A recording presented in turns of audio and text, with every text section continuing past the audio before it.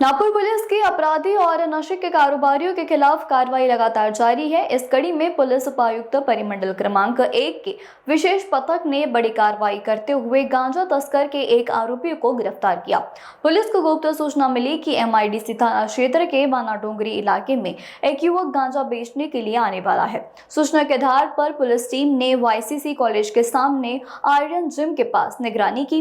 इस दौरान एक युवक कॉलेज बैग के साथ संदिग्ध अवस्था में खड़ा नजर आया।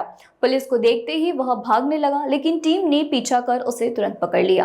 पूछताछ के बाद पुलिस ने उसके बैग की तलाशी ली, जिसमें करीब 4 किलो 30 ग्राम गांजा बरामद हुआ। बरामद गांजे की कुल कीमत लगभग 60,000 रुपए बताई जा रही है। पारंपरिक जांच में सामने आया है कि आरोपी आर्थिक लाभ के लिए गांजा बेचने की फिराकी में था। पुलिस ने आरोपी को गिरफ्तार गांजा और अन्य सामग्री जब्त कर ली है। मामले के आगे की जांच MIDC पुलिस कर रही है।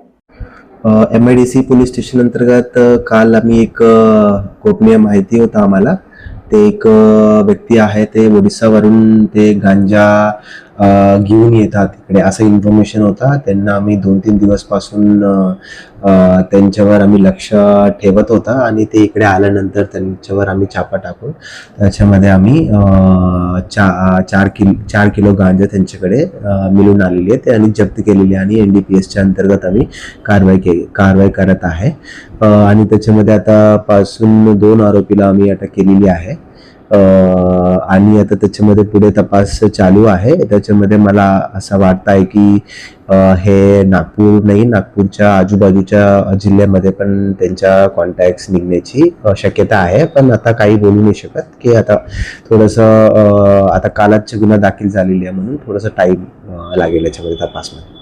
पर्यंत आम्ही एक आरोपींना अटक केलेली आहे, दुसऱ्यांना आमचं नाव वगैरे माहिती आलेली आहे की जे ते डिलिव्हरी घेणार आहे त्यांच्या माहिती आलेली आहे, ते पण त्यांना पण ताब्यामध्ये घेतलेली आहे आम्ही। आता पण त्याच्यामध्ये अजून नाम येण्याची शक्यता आहे, आमचे टेक्निकल अनालिसिस सुद्धा चालू आहे, त्याच्यामध्ये अजून येण्याची शक्यता आहे।